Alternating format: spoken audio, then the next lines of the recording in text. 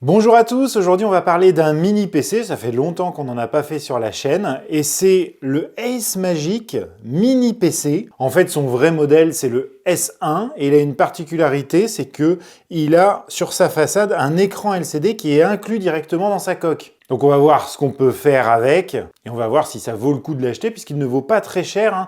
Il est à 220 € sur Amazon, et sur leur site il est à peu près à 200 €. De toute façon, je vous mettrai tous les liens en description de la vidéo pour que vous voyez le prix auquel il se vend au moment où vous la regardez. Et à l'intérieur de la boîte, nous avions une notice d'utilisation où on nous parle de choses qu'il n'y a pas dans le packaging, par exemple un support VESA. Bon, je pense que c'est un truc générique qu'ils ont mis à l'intérieur. Et puis voilà tout ce qu'on avait. Alors oui, je suis désolé, les unboxings sont de moins en moins complets, mais en fait, je trouve ça complètement inintéressant. D'ailleurs, dites-moi en commentaire si je fais bien ou si je fais mal, si vous préférez voir vraiment comment c'est installé dans les boîtes et puis ouvrir les objets un par un. Mais comme forcément je les teste avant de vous les présenter, déjà ils seront pas vraiment comme ils étaient à l'origine. Et donc on avait notre mini PC, on va y revenir tout à l'heure, un câble HDMI qui est fourni, donc ça c'est plutôt pas mal. Un petit support, je vais vous expliquer à quoi il sert, et puis une alimentation, alors déjà qui est un petit peu particulière parce que quand on regarde sa puissance, elle est de 48 watts. Bon, déjà, ça ne présage pas d'un PC très puissant, mais enfin, il ne faut pas se bloquer là-dessus. On va vraiment voir ce qu'il donne. Et puis, eh bien, notre mini PC. Ici, on va retrouver l'écran, alors qui est vraiment tout petit, hein. On va l'allumer tout à l'heure, mais il fait 1,9 pouces. On va pas pouvoir faire grand-chose dessus. Et puis, on a ce petit pied-là, où on va pouvoir, en fait, c'est aimanté. On va pouvoir l'installer dessous, comme ça, pour qu'il tienne à la verticale.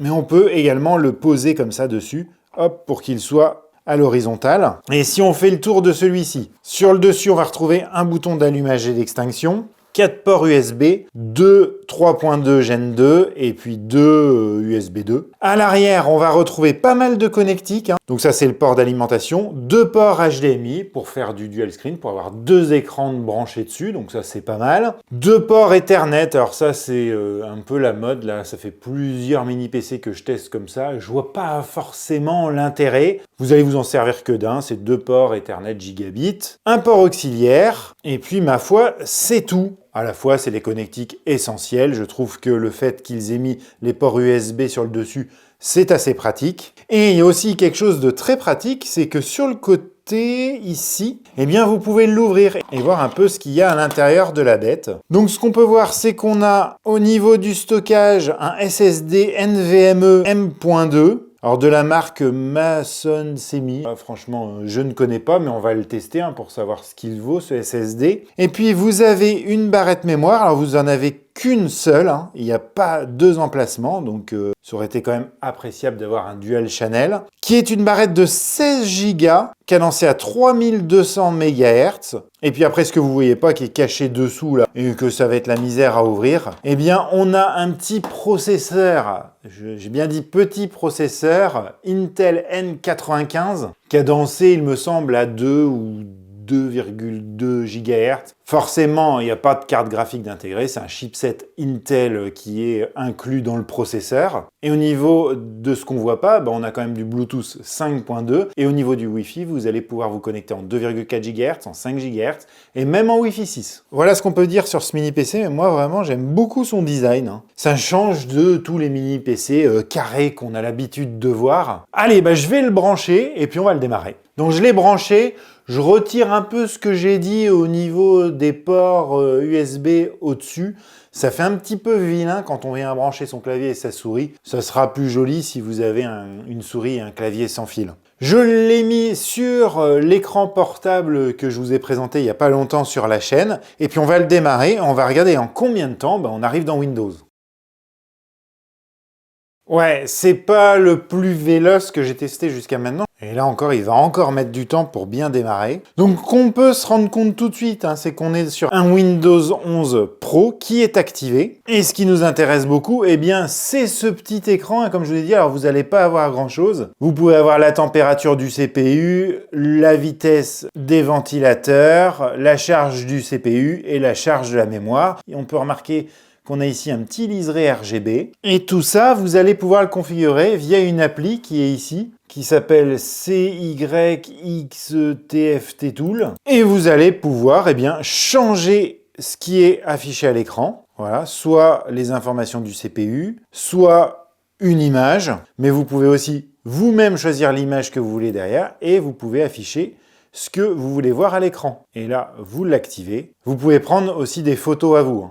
Et là, bien, j'ai à l'écran d'autres informations. Bon, très honnêtement, je préférais celle-ci. Est-ce que ça sert vraiment? Je ne suis pas sûr. En tout cas, c'est là. Il n'y a pas une super révolution. Mais bon, voilà, c'est un petit truc en plus que n'ont pas les autres mini PC. Maintenant qu'on a vu ce petit écran-là, on va regarder ce que vaut le SSD. Parce que, honnêtement, j'ai trouvé qu'il mettait un peu de temps à démarrer. Donc, on va lancer un petit Crystal Disk Mark et on va regarder les résultats. Et c'est pas foufou, hein, on est à 1631 en lecture et 1400 en écriture. Bon, c'est vraiment pas ouf, hein. Quand on est vraiment dans le bas de gamme, on est à 800. Et quand on est dans le haut de gamme, on peut monter au-delà de 6000 même. Là, on est plutôt dans le bas du panier, hein, donc ce qui explique pourquoi il met un peu de temps à démarrer par rapport à d'autres mini PC que j'ai testés. Mais après, au niveau de la fluidité de l'ensemble, alors on va vraiment dire que c'est pas un foudre de guerre, mais si on veut lancer par exemple un pack Office hein, pour faire de la bureautique,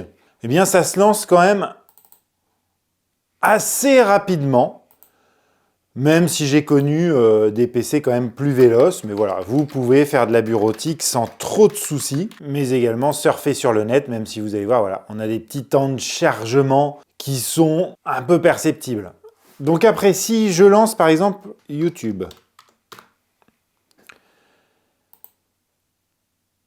voilà, ça charge, c'est quand même relativement agréable et il s'en sort plutôt bien. Maintenant, on va lancer une vidéo pour savoir un peu ce qu'il vaut au niveau du décodage vidéo. Donc, on va lancer une vidéo en 4K. Par contre, mon écran hein, n'est que du 1080p. Et si on lance cette vidéo-là, eh bien, comme vous pouvez voir, eh bien, c'est possible hein, de lire et c'est assez propre, ça ne rame pas. Là, c'est une image en 4K 60 fps. Eh bien, ça, c'est pas mal. Pour regarder du contenu, ça va très bien. On va essayer de lancer Netflix. Alors, c'est pareil, je pourrais pas vous en montrer beaucoup. Hein. Et comme vous pouvez le voir, eh bien, ça le lit parfaitement. Ça rame pas du tout. Donc, pour le contenu multimédia, eh bien, c'est plutôt validé. Donc, vous allez me dire, OK, mais est-ce que je peux jouer avec? Donc, ce qu'on va faire dans un premier temps, on va lancer le logiciel 3D Mark et on va lui faire un petit benchmark. Ce qu'on peut voir, hein, c'est qu'il essaye de maintenir une température au niveau de son CPU à environ 50 degrés. Hein. C'est-à-dire que s'il est au-dessus de 50 degrés, il augmente sa vitesse de processeur jusqu'à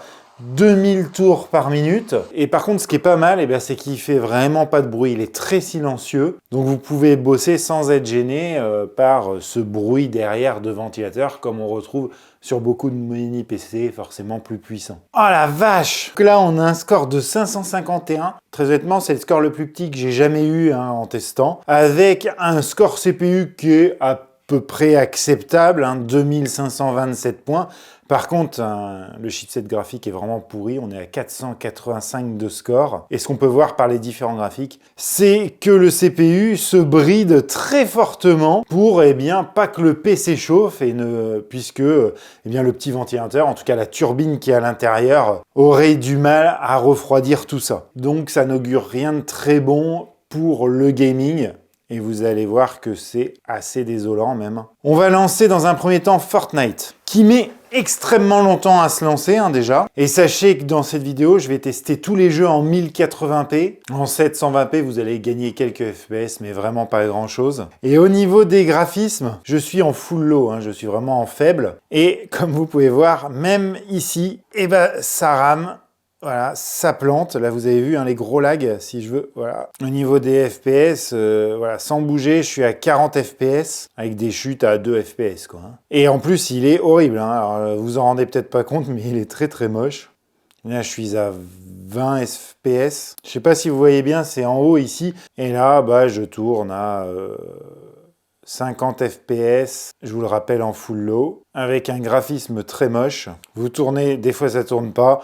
Bon voilà, c'est quasiment injouable et ça va plutôt vous énerver qu'autre chose. C'est surtout ces chutes de FPS en fait hein, qui posent vraiment problème. Donc Fortnite c'est pas validé. GTA lui ne se lance pas du tout. Et si on lance un jeu assez gourmand, comme par exemple Tomb Raider. Là aussi, on va être en full low, hein, on est vraiment le plus bas possible. Allez, en 720p pour lui donner sa chance. On tourne déjà qu'à 20 fps.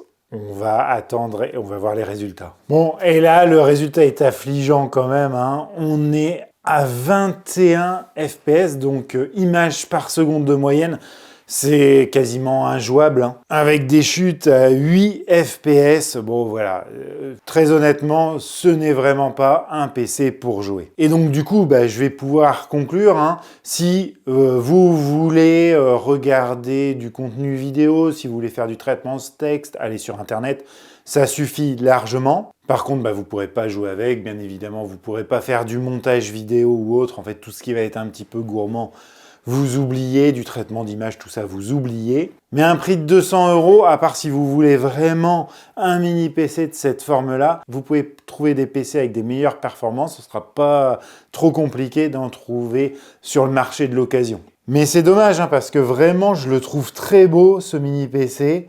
Il avait tout pour plaire. Après, est-ce que l'écran en façade était vraiment essentiel? Est-ce que les LED ici étaient essentiels? Est-ce que le form factor, est-ce qu'il fallait pas mieux faire un form factor un peu plus simple et peut-être investir dans un CPU plus performant? Écoutez, j'attends vos commentaires pour savoir un peu ce que vous en pensez, si vous êtes plutôt d'accord avec moi ou pas d'accord avec moi. Je vous remercie d'avoir regardé la vidéo jusqu'au bout et je vous dis à très bientôt sur Vintech pour de nouveaux tests domotique et tech. Allez, ciao!